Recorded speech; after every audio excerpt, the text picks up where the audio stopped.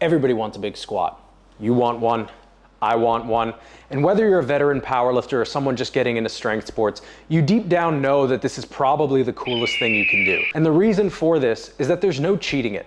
Unlike the arch on the bench press, or some would argue the sumo deadlift, if you want to squat massive weight to depth, you just have to be a massive and seriously strong individual. So what are my credentials? If you're new to the channel, my name is Sean Noriega. I've been competing and coaching in powerlifting for over a decade. I have personally squatted 680 pounds in sleeves in competition at 183 pounds body weight. And as a coach, I have worked with over 24 600 plus pound squatters, over half a dozen 700 plus pound squatters, and even one 800 plus pound squatter. So I feel very confident in speaking on this topic. And what I would like to do for you guys is give you a blueprint of things ranging from programming to technique to mental approach to make sure that you get out of your squat plateau and get back to PRing. So let's get to work. So the first thing that we're going to talk about is addressing your bottlenecks. What is actually limiting our ability to make progress? Now, I'll paint a picture for you guys. Imagine that you're baking a cake and the recipe calls for 3 eggs and 2 cups of flour and 2 cups of milk, but I only have 2 eggs. There's no amount of milk, there's no amount of flour I can add to make up for the fact that I'm missing one of those eggs. So in the same way, when we're thinking about squat, or really any lift for that matter, we have to ask ourselves, which aspect of training am I missing out on in comparison to the others?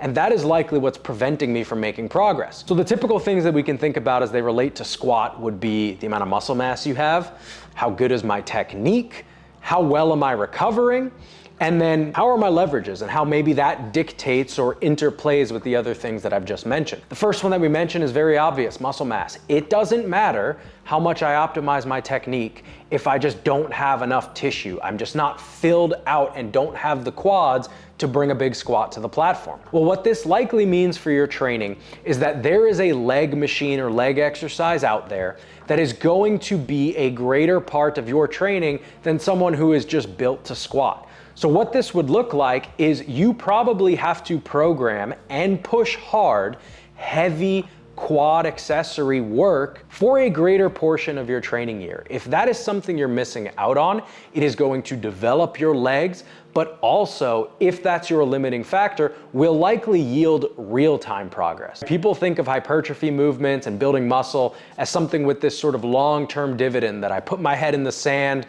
and then hopefully when I come up for air, I'm seeing some payoff. But for someone like you, this may in real time yield better squatting. So when it comes to technique, I'm going to give advice that may sound somewhat controversial because whenever you hear people talk about technique, you're typically going to hear to focus on your weaknesses.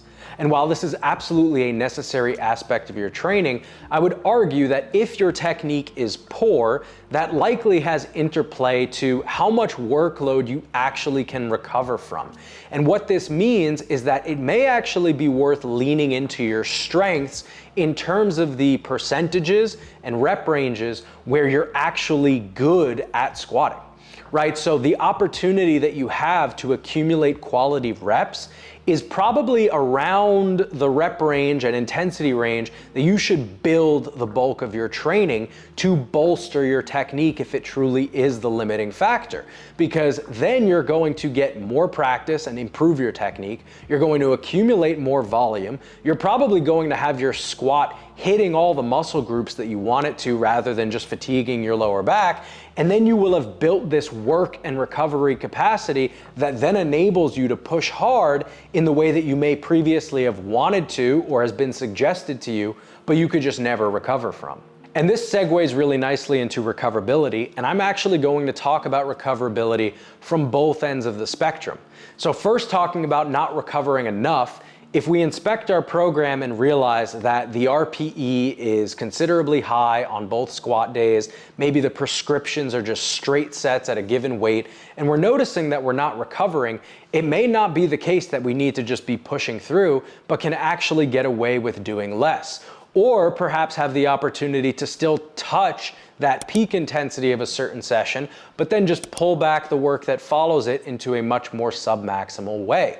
Now, I'm not advocating for just training submaximally for the sake of it as though it's some kind of fad, but you would be very surprised to see how many lifters see their squats skyrocket when they just start grooving fast, but efficient reps. And then when we look at the training again after going through a period of doing that, we can ask ourselves, do I have room to add more to the system again?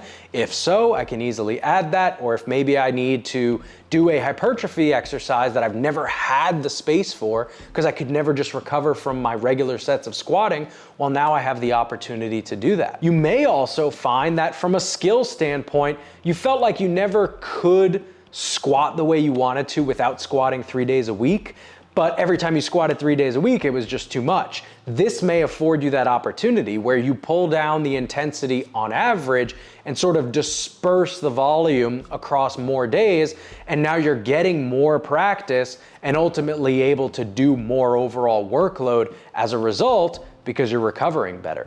Now, talking about recoverability from the other side, this is a mindset that a lot of old school powerlifters and maybe some intermediates who have just self-coached throughout their entire journey deal with, which is that when they have bad training, when the bar feels really heavy, when they don't feel technically in command, they do some kind of backwards rationalization where they say, well, A and B happened, therefore I must be fatigued. And then they pull back. And then the problem is that things never actually really get any better and they're just spinning their wheels and they're not sure why. A lot of times when this happens, without real meaningful markers of fatigue, but just this feeling of, I've had 500 pounds on my back 100 times before, and the last 50 times have felt like it's 600 pounds. Or I don't really have the command of my technique and I'm not moving well. A lot of times that points us in the direction of our training just actually not being heavy enough. And a lot of times my approach to this is going to be to simply add higher intensity top sets to whichever days are currently too light. So you may go and look at your program and notice you have one light and one heavy day, and every heavy day just feels really, really heavy and it's not going anywhere. Well, try to add something moderately heavy, some other top set in a different rep range, maybe a variation that you like, to the second day, and you're going to find that training almost immediately picks up. And the final piece we'll talk about is leverage, right? Some of us out here are not gifted with the best build to squat. You may have a short torso, you may have long legs, you may have a very folded over style of squatting where it feels like anytime training picks up, the back fatigue and hip fatigue is just right around the corner. And the problem is that powerlifting is not just one lower body lift. You also have to deadlift. And a lot of times it can create interference and disruption where once that intensity crosses a certain threshold, you can basically kiss 2/3 of your powerlifting total goodbye for the coming weeks. Now, I have some strategies to help you with this. The first thing that I would say is that for a lot of lifters like this, you're probably going to have to train your competition squat much more sub-maximally for a greater portion of your training year. And this is interrelated to the whole technique bit, which is to say that I need to get as many practice reps and accumulate as much volume while still moving well and not fatiguing those secondary structures. Sure, per rep, is it the most stimulating? No, but if I can accumulate a lot of little wins rather than having a big win at a big cost, I'm going to be net positive down the road. Now, when it comes to top sets and sort of your opportunities to PR, you're probably gonna have to hold yourself back for longer strings of time. If you're well built for squat, you may be able to get away with a max effort attempt every 4th week, but if you're built like Slender Man, you probably have to pace yourself a little bit more conservatively where you get 2 really productive buildups maybe across 8 weeks, and then on that 11th and 12th week is when you really start to let it fly. So arguably the most decorated raw powerlifting coach in the history of the sport is Joey Flex. Joey Flex has worked with more national champions, more world champions than any other coach, but the thing that stands out amongst his athletes are world-class squats. Now, obviously, these lifters all have elite genetics, but from a programming standpoint, what I think separates them more from other lifters is the fact that Joey does not shy away from high rep squats. If you are not doing higher rep squats, and this is not to say just doing 3x10s with 65%, 3x8s just as this sort of off-season volume builder, but no, actually pushing these sets of 7, these sets of 8, these sets of 9 to high RPEs. Now, obviously use prudence, but actually aiming to beat the book and hit these PRs and load massive weights on your back for a minute plus for a set, you are leaving gains on the table. So for anybody who's done a high rep squat, you know the feeling of both having to maximally exert yourself while also sucking wind. And the reason that this movement pays off so much is that when we think about the variations or accessories that are going to build our squat from a muscular standpoint, they are always still a squat pattern. When we think about the bench press, we could do dips, we could do tricep push downs, we could do skull crushers, we could do chest flies. When we're talking about a deadlift, we could do RDLs, we could do hyperextensions, we could do barbell rows, right? Those patterns are more divergent. But when we're talking about squat, the only real way to get better at squatting is more squatting. So if your technique permits, do not shy away from the high intensity, high rep sets. They will blow up your squat. The next tip that I can give you is to find that one variation that carries over really well to your squat and make that your secret weapon for your off-season secondary days. Because every one of us is gonna have at least one variation for one of the main lifts that just seems to really carry over serious strength, right? For half of you guys, you might do high bar squats and it feels like your face is gonna explode and your lower back is gonna snap in half. But the other half of you feel like you're on a Smith machine and could bang out a 25 rep set like your Tom Platz.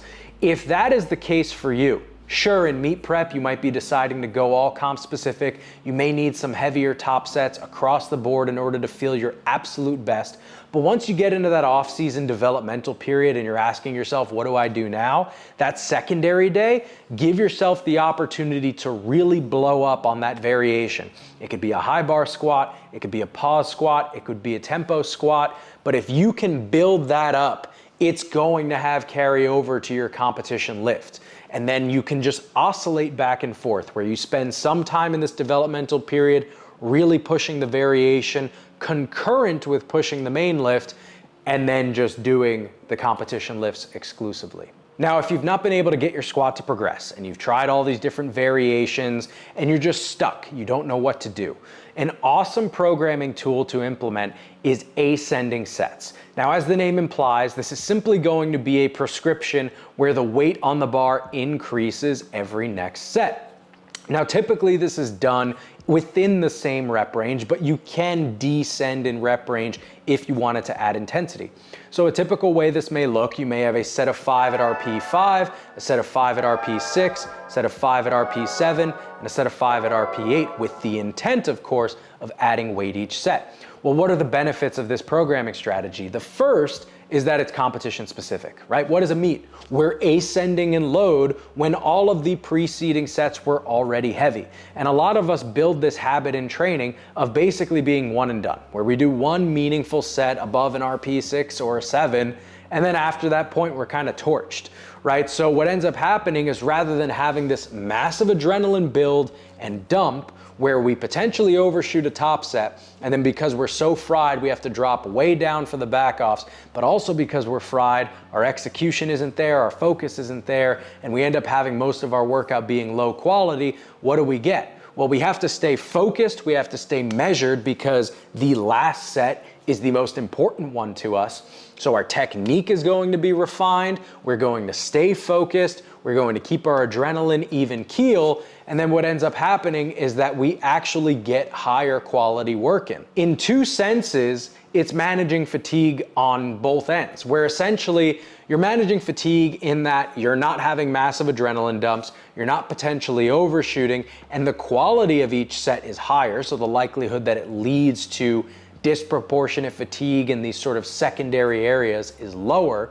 But then it also probably gives us higher average tonnage over time. Right after we've gotten used to this ascending set style of training, our endurance will build up, and then we end up being able to accumulate more workload done at a higher level of technical proficiency. The other great benefit that this has is that it's a really good proxy for performance, right? On the days where we feel unbelievable or on the days where we feel absolutely horrific, we're probably going to be able to tell from our warm-ups. But a lot of time our training falls in the middle. So if we have to take incremental jumps and use each previous set as a gauge, we're probably going to be more measured in our weight selection.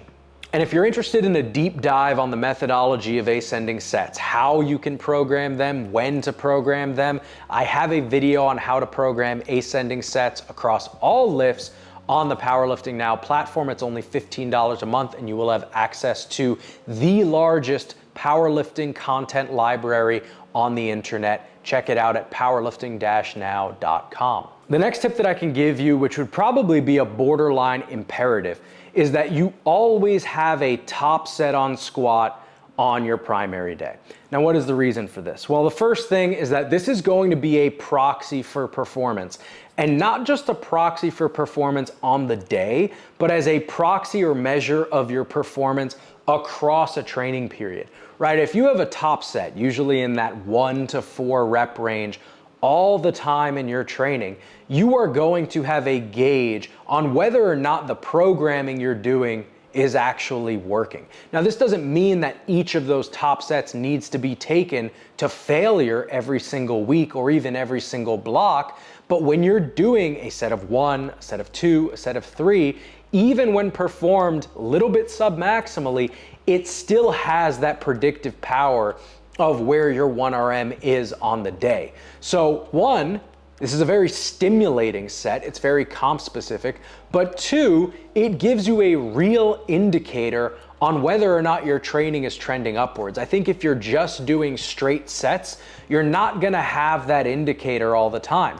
1, because if my straight sets are so high rep, I'm not gonna quite be able to tell where my E1RM is, but if I'm only training within a specific skill set, right? So let's say I'm only doing sets of 5 or only doing sets of 7, I may be getting better at those, which is good, but it may be that I'm disproportionately getting better at the skill of just moving moderately fast for a lot of reps, but that I don't actually have the ability to maximally exert myself, which, as we know, is in and of itself a certain skill. So you'll keep that skill alive for a greater portion of your training year. Another reason to always have top sets on your primary squat day is that they're really motivating, right? We know that athlete psychology plays just as big, if not a bigger role than the programming itself.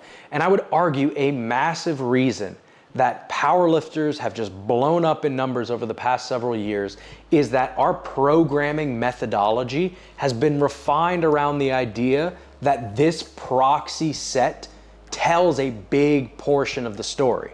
Now, this is not to say that we want to be putting all our eggs in the top set basket and not trying hard on our back offs, not trying hard on our accessories, but athletes knowing that they have the opportunity to progress towards some landmark number by the end of every block or at the end of every training cycle is incredibly motivating to be intentful for every single set, every single warm-up. So I think mentally it's just going to keep you thinking about, how can I get better at squat? What am I gonna do tomorrow? And it's just gonna make you a more involved and focused lifter. And then the final reason to have top sets is that they potentiate the back off sets, meaning that you'll be able to get more out of them, either moving the prescribed weight faster or just being able to load more weight. Now, obviously, these top sets to do this can't be near max effort sets, and there's a time and place for those. But in the times where we have that single that's at RP5 or RP6 or RP7, and we're not sniffing nose torque and getting back slaps to hit it, it's going to have this potentiation effect where after performing that set, I'm gonna unrack my first back off set of 5 and notice, wow, that feels a lot lighter than this weight normally does. And if you can do that, you're gonna have more productive volume overall. All right, so we've made it to the final piece of your squat PR blueprint, which is to say, do not let anyone tell you that you have to fit a certain technical mold. Now, this is to say, don't let someone tell you, oh, you squat narrow, you need to squat in heels. Oh, you squat wide, you need to squat in flats. When you brace, make sure you pull that rib cage down and don't let your chest come up. Oh, you're trying to root on the floor, make sure you create that tripod foot and get that active arch. No, bogus. You do not need a one-size-fits-all approach. I would probably argue there's more variance in the type of combinations of techniques and footwear that people use on squat than the other two lifts. Once you're sorted into high arch or low arch, everyone optimizes for the same kind of setup. When people optimize for sumo or conventional, they're probably trying to approach the same ideal. With squat, you're working around your body a lot more. So when it comes to footwear, here are my recommendations. pick the shoe that, first of all, you can squat to depth with, because that's a necessity. The second one is gonna be that you can just tolerate training, right? Meaning that you're durable, so you're not getting injured, and it doesn't lead to interference with the deadlift, meaning that the technique and the fatigue that arises from whatever shoe you're squatting in doesn't start to bleed into your deadlift to the point where you can't have productive training. And then the final piece is going to be that it just feels the strongest, right? If you're a little bit more folded over in a pair of flats, but you squat 10 kilos more, guess what? You should probably stick to your flats. The next pieces are a little bit more subtle. You think of bracing, there's this ideal of keeping this stack, and you need to keep the rib cage down. But there are actually going to be some lifters who just will squat better with an extended rib cage. And when they brace, they may do better just inhaling and inflating like people did in the old days, rather than clamping down and flexing their abs and obliques. If you look at some of the best squatters in the world, guys like Russell Orhe, they are going to have a lot of thoracic extension and actually be situated forward during their squat, because for them, that's what helps them keep control of the barbell and maintain center of mass over their midfoot. But there are going to be other lifters who are built in a certain way, either their leverages, maybe even just how their rib cage naturally sits. Maybe they're naturally just more retracted, where that stack feels really natural for them. And I think it's a good thing that this coaching strategy of bracing really arose about 7 or 8 years ago, because untrained individuals do need to learn how to brace. And a lot of times they're just navigating the descent by just arching and arching because they don't know how to create intra-abdominal pressure. So for a lot of those lifters, bringing the rib cage back helps them find their abs and keep their center of mass. But like I said, you may find that when I brace really hard, I end up having difficulty controlling the bar on the way down and get the shakes. Or I just don't feel as strong as when I stand tall, take a big belly breath, and stay more extended. One of the coaches who works for my coaching staff, Nathan Tepis, added 10 kilos to his squat just by making this technical change. His squat got way more efficient, and he was able to handle way more training as a result. And the final part we're going to talk about is rooting, because you constantly hear about this tripod foot, which in and of itself is a good concept, but not one that should be applied across all lifters. When we're trying to produce maximal force, we need a foot that can flatten into the ground. We're going to feel like we're over our midfoot, maybe even a little bit of forefoot. And in order for that foot to flatten into the ground, we need pronation.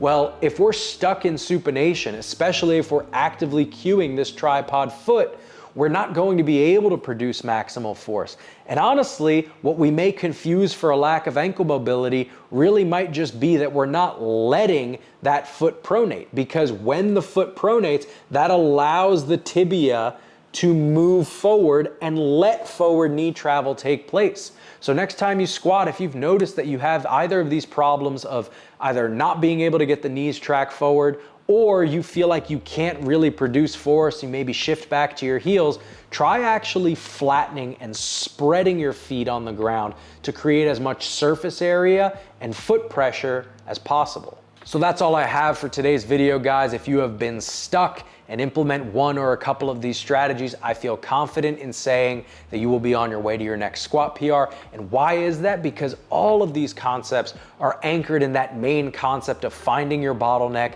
and having a targeted approach. Now, obviously, if we don't have an optimistic attitude and we're not bringing ultimate intent and focus to every workout that we do, we're going to have a difficult time. But hopefully some of the daylight that one of these strategies will expose for you will give you that confidence again to bring that intensity to your workouts and take you from that PR valley up to the mountain peaks that you're looking for. I appreciate all of you guys watching. As always, if there's anything you want to see me do a deep dive on, let me know in the comments. And as always, my name is Sean Noriega, and I will see you in the next one. Take care.